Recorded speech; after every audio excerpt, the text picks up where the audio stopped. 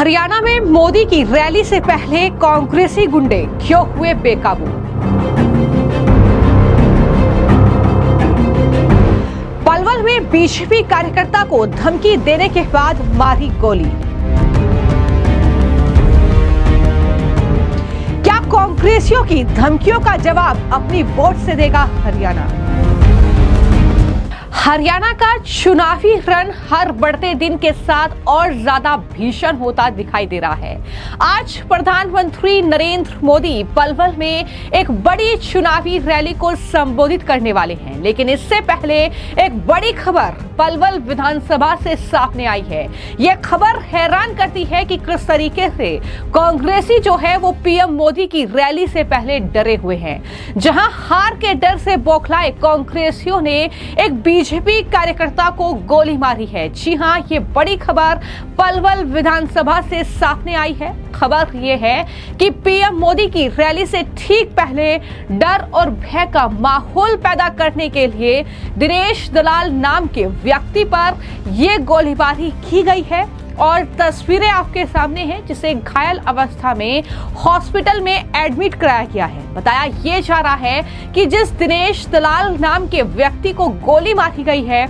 उसने पलवल विधानसभा से बीजेपी के उम्मीदवार गौरव गौतम के कार्यक्रम का आयोजन कराया था। जी हां, गौरव गौतम जो कि पलवल विधानसभा से बीजेपी के उम्मीदवार हैं, वो दरअसल लगातार जो है जनता के बीच पहुंच रहे हैं और इसी कड़ी में एक कार्यक्रम का आयोजन की दिनेश दलाल के जरिए इस कार्यक्रम का आयोजन कराया गया था और उसी कार्यक्रम को लेकर यह चुनावी रंजिश जो है वो निकलकर सामने आई और लगातार जो है वो दिनेश दलाल को डराया धमकाया जा रहा था। बीजेपी का सीधा आरोप यह है कि कांग्रेसियों का हाथ इसमें है, क्योंकि कांग्रेसी डरे हुए हैं, वो अपनी हार देख रहे हैं इस चुनाव में, इसलिए वो घबराए हुए हैं और इस तरीके से लगातार बीजेपी के कार्यकर्ताओं को वहां पर डराया जा रहा है, धमकाया जा रहा है, जिसके चलते इस वारदात को अंजाम दिया गया है। ये लगातार बीजेपी कह रही है। इतना ही नहीं, अब सवाल इस पूरी घटना के बाद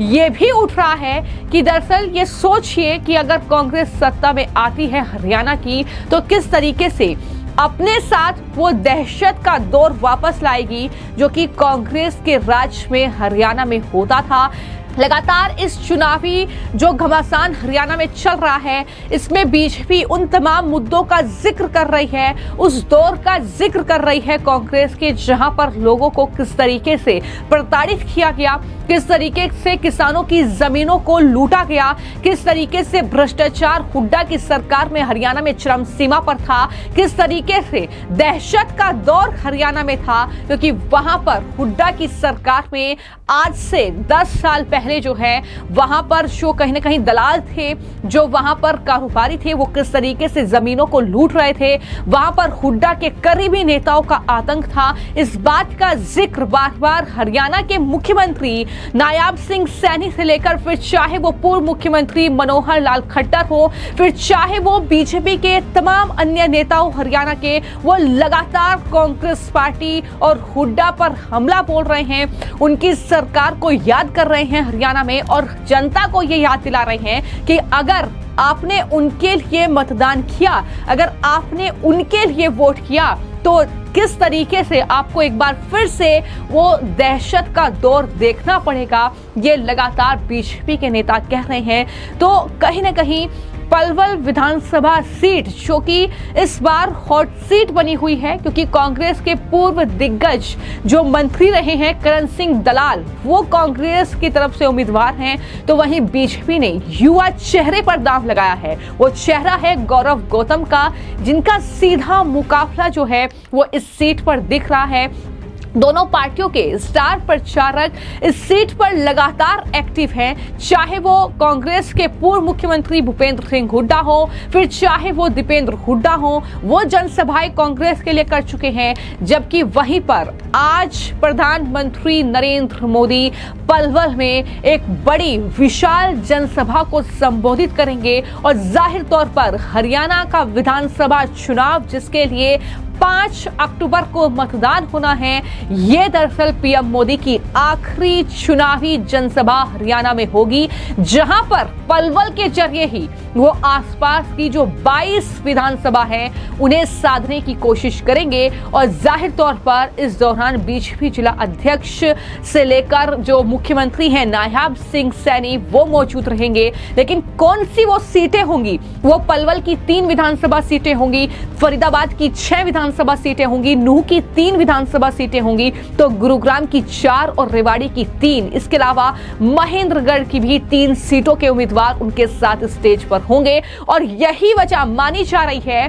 कि पीएम मोदी की इस विशाल रैली से पहले किस तरीके से कांग्रेसी बौखलाए हुए हैं, कांग्रेसी तिलमिलाए हुए हैं, और वहां पर किस तरीके से अपनी चुनावी रंजिश जो है वो दिखाई जा रही है, किस तरीके से वहां पर बीजेपी के कार्यकर्ताओं को टारगेट किया जा रहा है, उन्हें गोली मारी जा रही है। ये बड़ी खबर है कि वहां पर बीजेपी के कार्यक्रम का आयोजन करने वाले दिनेश दलाल पर गोली मारी गई है। हालांकि हालचाल पूछने के लिए गौरव गौतम भी हॉस्पिटल पहुंचे हैं, तस्वीरें निकलकर सामने आई है। और किस तरीके से जो दिनेश दलाल हैं उनके परिवार का ये कहना है कि हमें तो अब भी जो है धमकियां मिल रही हैं, अब भी हमें कहीं ना कहीं धमकियां दी जा रही हैं। और इतना ही नहीं, ये भी उनकी तरफ से निकलकर सामने आया है कि दरअसल ये चुनावी रंजिश है, ये सिर्फ और सिर्फ कांग्रेस के जो कार्यकर्ता हैं उनका दरअसल ये एक तरीके से अपनी खुन्नस उन्होंने निकाली है। ये तमाम बातें उनकी तरफ से कही गई है और इस पूरे मामले की तफ्तीश जाहिर तौर पर पुलिस करेगी, जिसमें कई चीजें निकलकर सामने आएगी। लेकिन फिलहाल हरियाणा का विधानसभा चुनाव जिसके लिए 5 अक्टूबर को मतदान होगा, 8 अक्टूबर को नतीजे सामने आएंगे। और इन सब के बीच प्रधानमंत्री नरेंद्र मोदी की ये चौथी और आखिरी रैली जो कि आज पलवल में होगी, जहां पर वो न सिर्फ पलवल बल्कि 22 विधानसभा सीटों को एक तरीके से वहां की जनता को साधेंगे। और क्या कुछ प्रधानमंत्री की तरफ से कहा जाएगा इस पर कहीं ना कहीं गौर करना होगा। लेकिन वहां पर बीजेपी लगातार अलग अलग मुद्दों को लेकर हमलावर है, चाहे वो कांग्रेस के राज में सीएलयू गैंग का जिक्र हो, फिर चाहे वो किसानों को किस तरीके से प्रताड़ित किया गया, किस तरीके से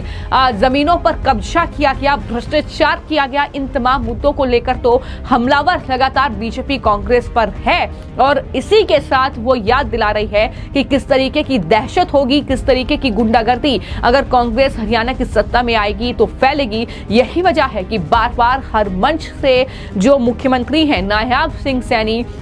वो हरियाणा की जनता से ये अपील कर रहे हैं कि दरअसल वो 5 अक्टूबर को इस सीएलयू गैंग के विरोध में, किसानों को प्रताड़ित करने के विरोध में, इस तरीके से दहशत का जवाब देने के विरोध में मतदान करें और बीजेपी को जिताएं। लेकिन फिलहाल ये तस्वीर कहीं ना कहीं स्पष्ट होती नजर आ रही है कि कांग्रेस पार्टी की जो कहीं ना कहीं मंसूबे हैं हरियाणा में, वो कहीं ना कहीं उन्हें ले डूबेंगे। जिस तरीके से वहां पर खुलेआम गुंडागर्दी कांग्रेस चुनाव से पहले करने की कोशिश कर रही है, वोटिंग से ठीक पहले करने की कोशिश कर रही है, इसका जवाब जो है वो हरियाणा की जनता इस चुनाव में जो है कांग्रेस को देगी। कि बीजेपी की अपनी उम्मीदें हैं जो कहीं ना कहीं इस पूरे चुनाव को लेकर टिकी हुई हैं। लेकिन पलवल से ये बड़ी खबर मैंने आपको बताई है, जहां पर वोटिंग से ठीक पहले किस तरीके से कांग्रेस पार्टी के कार्यकर्ता अब बीजेपी के कार्यकर्ताओं को टारगेट कर रहे हैं, किस तरीके से अपनी चुनावी भड़ास जो है वो इस तरीके से गोलीबारी के जरिए निकाली जा रही है।